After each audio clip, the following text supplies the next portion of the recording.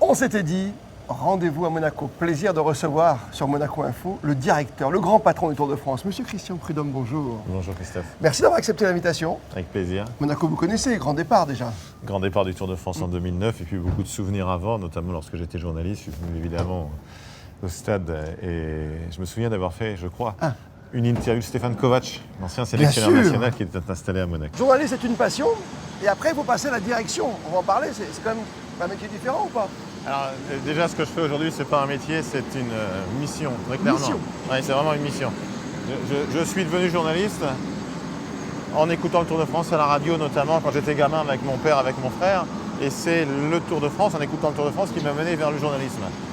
J'ai rêvé de pouvoir commenter le Tour de France, j'ai eu la chance de le faire à la télé, à la radio. J'ai jamais rêvé d'être directeur du Tour.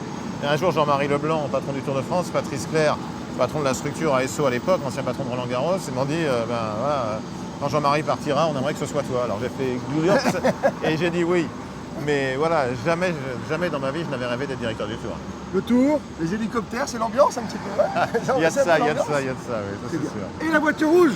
Ah oui. Parce que la voiture rouge, c'est le symbole du patron du Tour de France. La voiture rouge numéro 1, donc celle dans laquelle je suis, pilotée par Gilles Ménian, ancien coureur du Tour de France, ancien champion de France du contre-la-montre. Elle est à chaque fois au plus près de la tête de course. Soit devant le peloton quand il est groupé, soit juste derrière les échappés quand il y a des échappés et suffisamment de place pour nous intercaler. Tactique de course, on va en parler. Je laisse monter. Rendez-vous à Monaco avec Christian Prudhomme, le patron du Tour de France. Ah, c'est toi qui conduis? Ah bah oui. Ah oui, oui.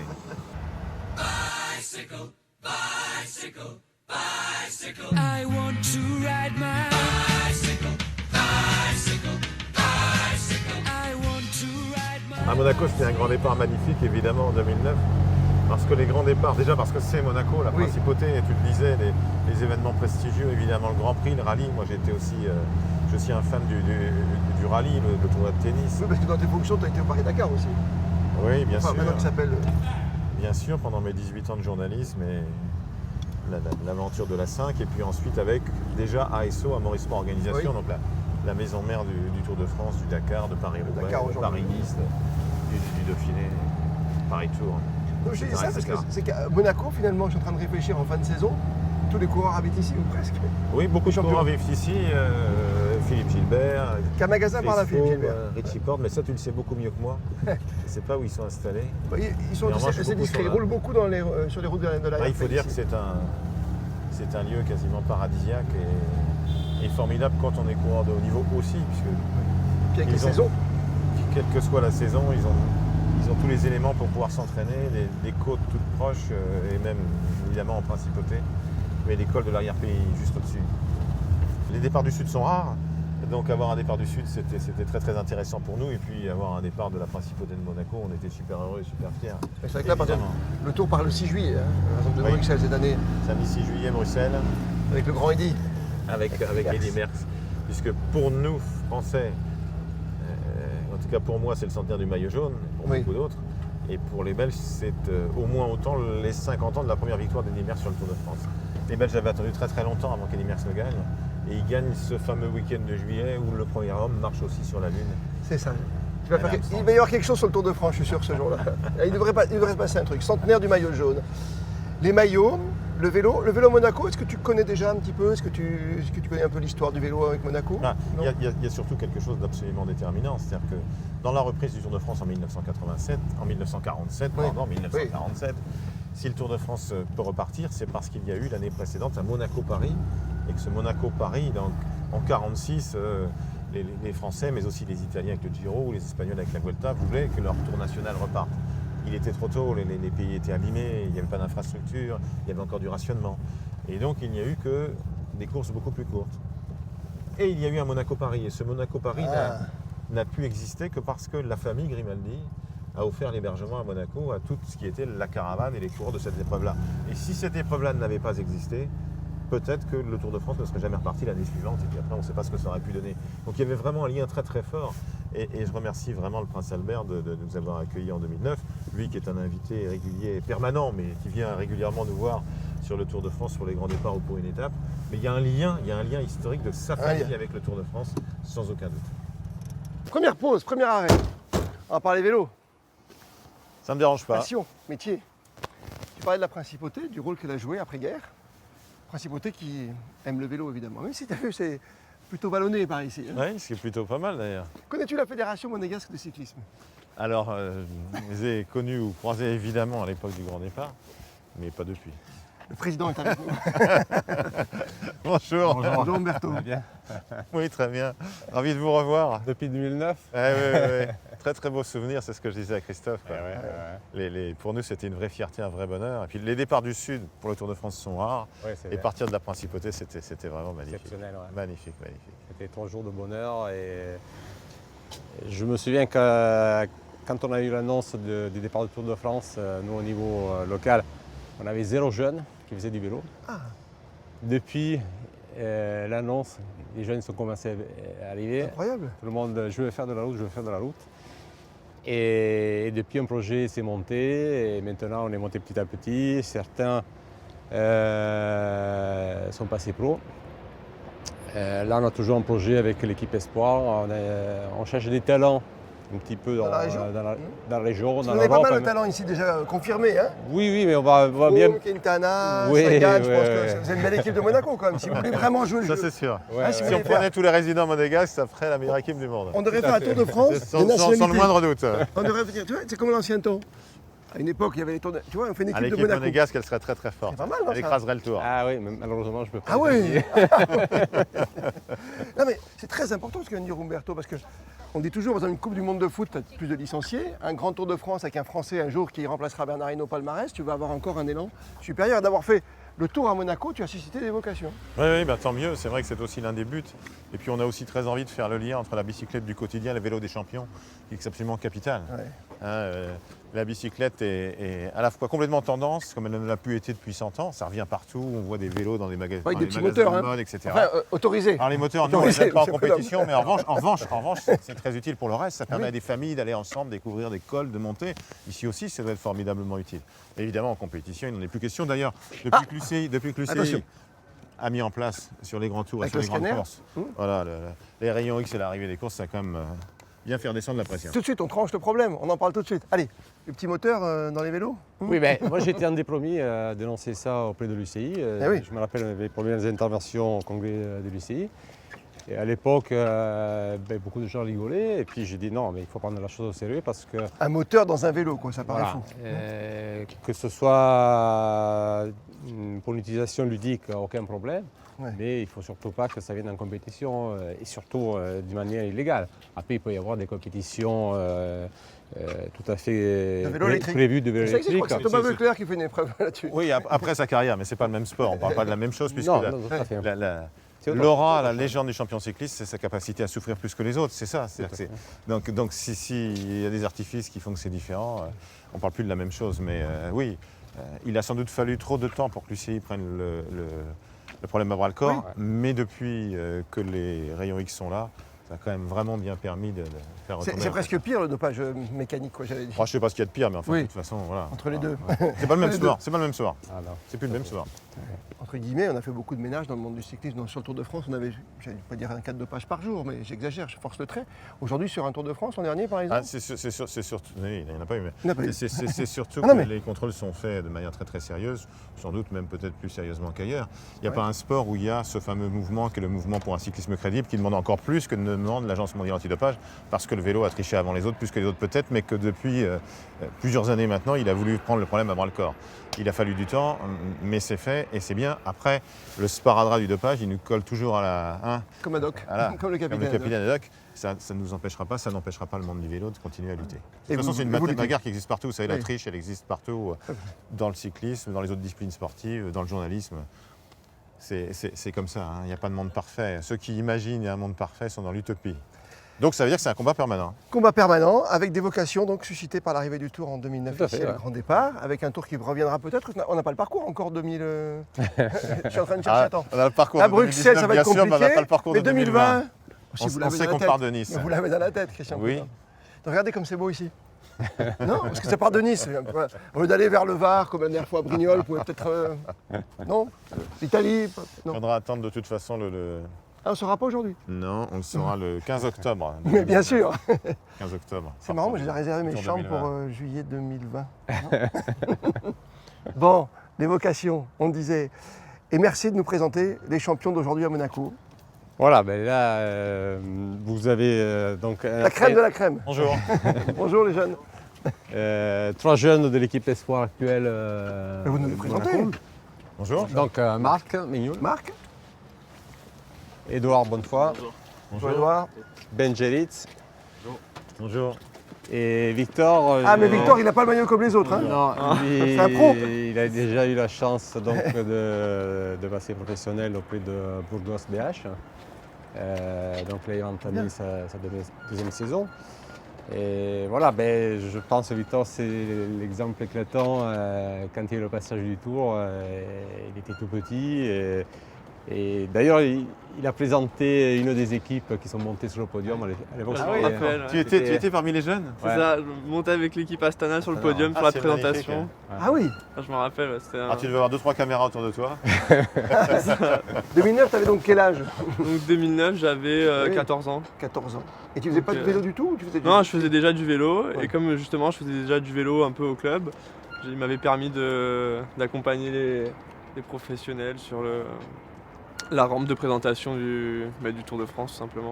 Donc c'était vraiment un rêve. Je me rappelle avoir accompagné Astana, donc j'étais tous avec Contador, enfin avec plein de grands champions. Ouais. Voilà, donc c'était vraiment un rêve. Par le Contador, non, c'est une équipe espagnole, hein, Burgos ou Oui, je me c'est trompe? ça, tout à fait, Burgos BH. Ça veut dire que espagnole. tu peux disputer le Tour de France dans un an, dans 2 ans? Donc on est Continental Pro, donc voilà, Ouais. en fait c'est sur invitation, on peut participer Bah, au demande. Tour de France. Bien entendu. Bien entendu, on serait ravis de participer au Tour de France, si vous nous invitez. Les racines sont capitales. En fait, ce que vous nous dites et ce que vous me démontrez de manière magnifique là, c'est-à-dire que quand les champions de notre enfance sont les champions de notre vie. C'est-à-dire que tu n'oublieras jamais que tu viens de nous raconter. Jamais, jamais. C'est-à-dire qu'on avance avec ces gens-là. Moi, quand je suis assis entre Eddy Merckx et Bernard Hinault, bon, maintenant j'ai l'habitude, mais Ça te fait combien de Tours de France? Ça t'en fait 10 d'un coup là? oui, Au gagner oui, palmarès, par eux. Oui. 5 et 5, ouais. À nous trois, on a gagné 10. Ouais, tout à roulé. Ah, c'est ça, c'est Mais Poulidor donc, qui peut dire ça. ces souvenirs d'enfance, ils sont absolument essentiels. Donc, parce que c'est ça, c'est le moteur, c'est ça la passion. C'est ce qui fait que voilà, tu as envie, vous avez envie d'avoir une carrière professionnelle que tu as commencé. Mais c'est vraiment le plus important, le rêve, la passion, l'émotion. Alors si le grand départ du Tour de France à Monaco, en principauté en 2009, a pu susciter de la passion, une passion Ah oui. qui se voit à travers toi, c'est formidable. Ah, ça concrétise, hein, en tout cas. Vous roulez un peu avec les champions de temps en temps qui sont ici? Ouais, des fois, régulièrement on les croise. Quasiment Je suis en train de tous monter les une équipe jours. monégasque pour faire le tour. Mais ouais, on les croise régulièrement. Comme ils habitent tous ici, c'est vraiment une Ouais. chance de pouvoir les croiser, des Vous fois pouvez rouler avec avec eux? Ils vous oui, acceptent? Oui, oui. Et suivant le circuit, vous Discuter. savez sur qui vous allez tomber aussi Non, Non, je veux dire, entre un Richie Porte ou un Peter Sagan, qui ne font pas forcément les mêmes routes, vous savez. ben, dans quel- contrairement à ce qu'on peut penser, des fois ils roulent même ensemble. Ah, oui. Donc non, il n'y a pas forcément de règles préétablies, mais si vous sortez voilà, vers 10h, 11h le matin ici, par l'Italie, un peu Nice, tout ça, vous êtes certain de croiser quelqu'un. Il y a un petit bar sympa où on est là. Ça, c'est pour les journalistes. Il faut que chacun prenne conscience qu'il faut des qualités physiques exceptionnelles, un entraînement extrêmement conséquent, mais il faut aussi des qualités mentales très très très fortes et peut-être de plus en plus pour réussir au plus haut niveau. Parce qu'effectivement, il y a un côté vie de moine qui est très très impressionnant. Le moindre écart, vous le payez content, quoi. Il n'y a pas de secret, quoi. C'est compris? Et c'est vraiment ce que montrent les champions cyclistes, c'est un courage extraordinaire. Et puis quand on les côtoie ensuite comme moi après leur carrière, une humilité dont beaucoup feraient bien de s'inspirer. Eddy Merckx est le plus grand champion de l'histoire.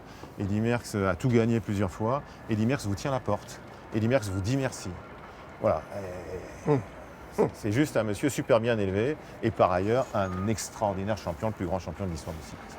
fais du vélo un peu, Christian? Je fais de la bicyclette. Moi, devant eux, La je vais jamais dire que je fais du vélo. Non. Tu fais du livre J'aurais montant, trop quoi. peur qu'ils me demandent de les suivre. J'y arriverai pas. Non, mais tu roules un peu quand même. Alors j'ai la chance Pas obligé. non, obligé, non, pas forcément, mais j'ai la chance d'habiter près du bureau, donc je vais travailler à pied. Mais en revanche, oui, le week-end ou surtout au mois d'août, oui, bien sûr. Oui. Avec ma femme, et elle est bien meilleure que moi. L'âge d'or du cyclisme français, c'est les années 50, 60, 70, parce que Oui. les gamins, essentiellement dans les campagnes, dans le monde rural, prenaient leur bicyclette pour aller à l'école. Et quand Oui. on met deux gamins Oui. côte à côte qui vont à l'école, qu'est-ce qu'ils font? La course. Oui. C'est obligatoire. C'est obligatoire. Donc voilà, ce lien-là, on doit le densifier, c'est-à-dire qu'on est dans un vrai paradoxe. Je le disais tout à l'heure, la bicyclette n'a jamais été aussi tendance depuis 100 ans, et en même temps, aujourd'hui, il y a des gamins qui ne savent plus faire de vélo. Nous, on se souvient tous de notre première bicyclette, de notre premier vélo. Les on petits s'en trous sur souvient le tous. côté. Ah, certains s'en souviennent plus. Le premier parce que moi non Peugeot plus. à Noël. Et dans la campagne du gouvernement français là, sur le développement de la bicyclette, il y a un volet qui est savoir rouler dans les écoles qui est pour moi absolument essentiel. C'est-à-dire, comme il y a eu savoir nager, Ouais. qu'il y ait savoir rouler pour que tous les gamins puissent faire de la bicyclette en sécurité, puisque c'est la sécurité ou la non-sécurité, c'est ce qui fait le plus peur aux parents, qu'ils puissent savoir en faire, se débrouiller. Et puis ben voilà, si quelques-uns ensuite vont oui, c'est dans bien. la fédération nationale, à Monaco, en France, en Italie, en Espagne, partout, en Belgique, ça ne sera que mieux évidemment. On va vous suivre dans votre entraînement, on va juste vous suivre au début. On fait le bord de mer. Ouais, ouais. Et puis on vous laisse partir vers le beach par exemple, vers Brune-Cap-Martin. Voilà. Parce qu'il faut rouler les gars quand même. C'est pas les vacances là. Hein. Si vous voulez être champion, si vous voulez l'invitation, parce que moi je me bats pour votre invite sur le tour, bah, vous faites honneur quoi, d'accord? Hein, ça roule? C'est le cas de le dire. Alors, c'est bon, on vous regarde partir. Bon entraînement et puis bonne chance à vous surtout. Soyez forts. Hein.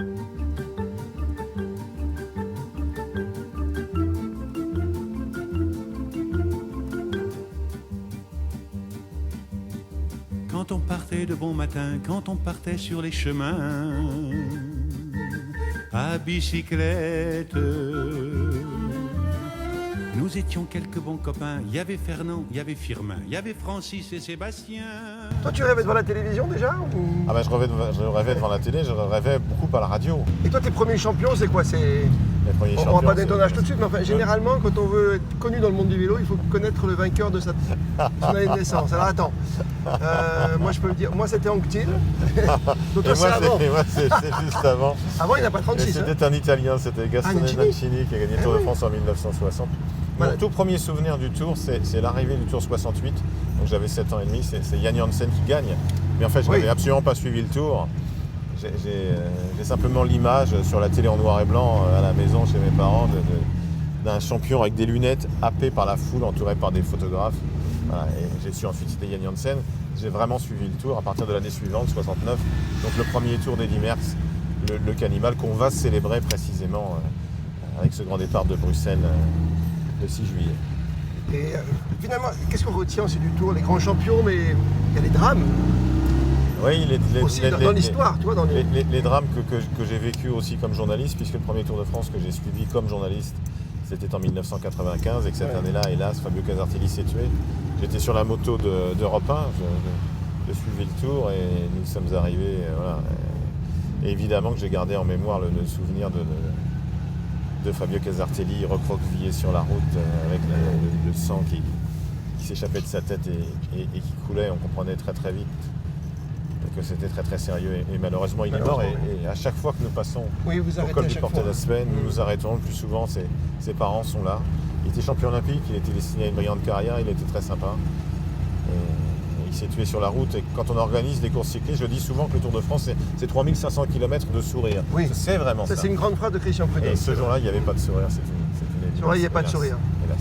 Parfois, les gens me disent, mais alors, le Tour, etc., me demandent des choses sur les champions. Bien sûr que je sais ce qui se passe. Mais je regarde parfois, oui, bien plus souvent, le petit gamin qui lâche la main de son père au dernier moment lorsque les coureurs, les voitures passent derrière, Voilà. plutôt que le champion. Pendant toutes mes années de simple amoureux du Tour, ce que je suis toujours bien sûr, ou de reporter, je regardais uniquement la course. Maintenant, je regarde bien sûr aussi la course, mais beaucoup de choses autour.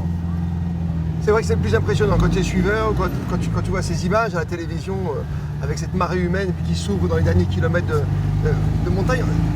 On est obligé aujourd'hui, par exemple, vous l'avez fait depuis 2-3 saisons, de barriérer ça toujours. Mais on l'a vu encore cette année avec l'Alpe d'Huez, c'est compliqué à gérer. Juste avant les 4-5 derniers kilomètres, Ouais. tu ne peux pas tout barriérer. C'est-à-dire qu'il Ouais. y a 8 ou 10 ans, il y avait 4-5 étapes un peu compliquées à gérer. Voilà. Aujourd'hui, il n'y en a plus que 2. mais c'est comme si tous ceux qui n'écoutaient rien se rassemblaient. Ah. Et là, quoi qu'on fasse, et plus on demande de mesures de sécurité, souvent, plus c'est compliqué. Ça, c'est fou. Hein. Évidemment, ne touchez pas les coureurs, de voir des... T'as toujours peur d'un coup de poing sur un coureur que t'aimes pas, genre de choses comme ça. Tout peut se passer, le public du Tour de France est à 99,9% extraordinairement sympa et familial, heureusement d'ailleurs.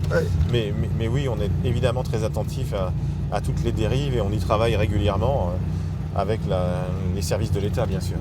Finalement, cette passion, cette Madeleine de Proust, c'est ça qui te fait aimer le Tour de France, nous tous, comme le patron du Tour, malgré tous les déboires, malgré toutes les histoires. Parce qu'on ne peut pas s'empêcher de repenser, on a parlé tout à l'heure de dopage mécanique et de dopage physique, mais on a quand même, par exemple, des années où il n'y a pas de vainqueur du Tour aujourd'hui.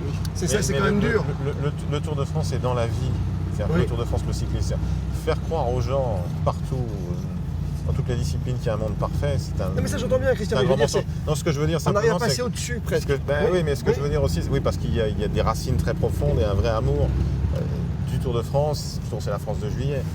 Mais il n'y a pas de monde parfait et la vie, notre vie, à chacun d'entre nous, elle est aussi faite de haut et de bas. Tu vois vous comprenez très bien ce que je veux dire, monsieur le directeur du Tour de France. C'est que quand tu es au bord de la route, ok, tu as les caravanes, tu vois des champions.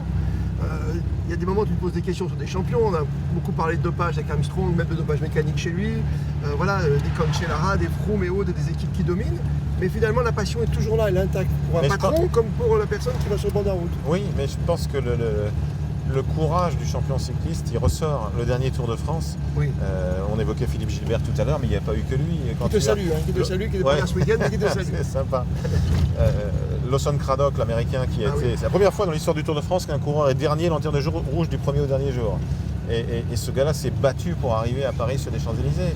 Quand on voit Sagan qui s'est vraiment fait très mal lui aussi quand il a chuté et qui va jusqu'au bout par respect pour le Tour de France et pour le maillot vert. Quand on voit Dan Martin qui prend une chute très violente, une boîte comme on dit, dans les premiers jours de course et puis qui ensuite ne cesse d'attaquer, va gagner son étape. Voilà, on est vraiment dans le courage du champion cycliste et ce courage-là, les gens en ont bien conscience. C'est pour ça qu'ils les admirent à juste titre. Moi, mon rêve du Tour de France, c'est exactement le même Tour de France dans 10 ans, mais avec, pourquoi pas, une équipe chinoise, une équipe d'Afrique, des gens qui viennent réellement de partout. C'est tout à fait logique. Le Tour de France de mes rêves, mais ça c'est une formule, le Tour de France de mes rêves, c'est le tour qui passe devant chez moi. C'est ce qui est très frappant quand on demande aux gens, on fait régulièrement des réunions comme ça là-dessus, et ce qui ressort c'est ça. Le Tour de France de mes rêves, c'est pas le tour qui va jusqu'au Galibier, au Tourmalet, à Monaco, en Bretagne. C'est le tour qui passe devant chez moi. C'est ça qui est le plus fort, ce qui est aussi le plus beau. Et c'est le seul spectacle gratuit où vous allez voir les plus grands champions de la discipline passer devant vous. Si vous êtes au départ d'une étape, vous avez peut-être même l'occasion de les voir de près, de les prendre en photo, de faire un selfie, de leur serrer la main, d'avoir un autographe, juste avant le départ de l'étape.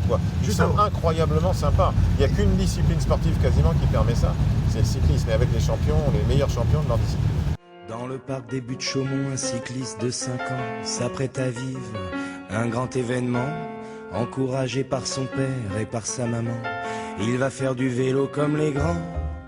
Il empoigne son guidon, c'est parti pour le grand frisson, sans les petits trous. Alors qu'est-ce qu'on peut faire de fou, Christian Prudhomme, sur le Tour de France? On va mettre des barrières en plein milieu, des bottes de foin, on va mettre du verglas. Vous savez, le Tour a de toute façon toujours encore plus d'imagination que nous. C'est ce que notre directeur de la communication, Philippe Sud, me dit régulièrement. Tu sais, il y a toujours...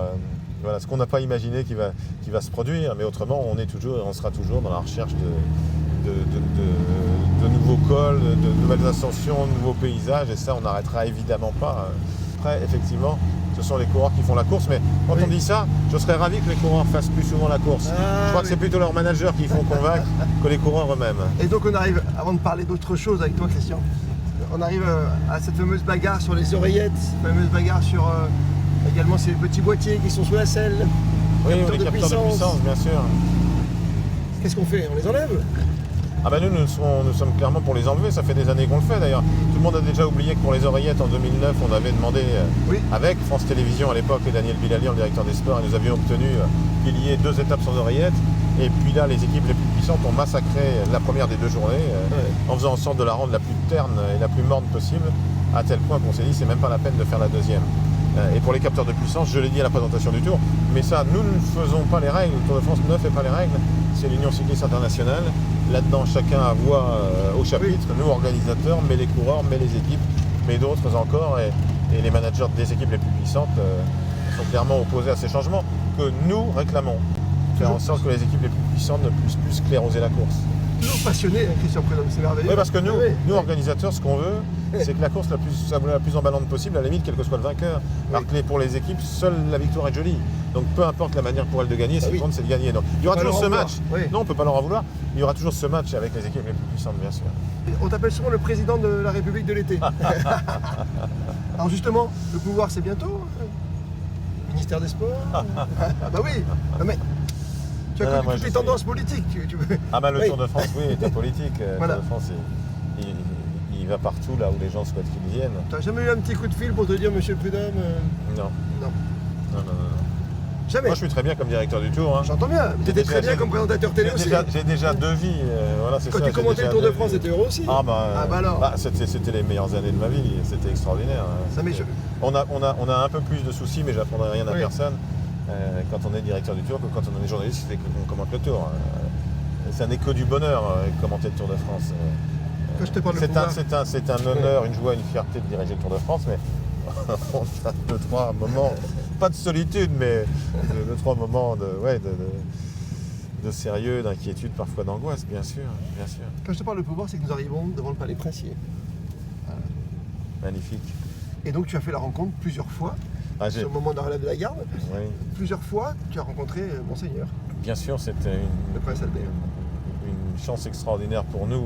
Enfin, une chance, le prince Albert était un monsieur bienveillant. Ouais. C'est la première chose qui me frappe. C'est quelqu'un qui adore le sport, qui vient régulièrement sur le Tour de France.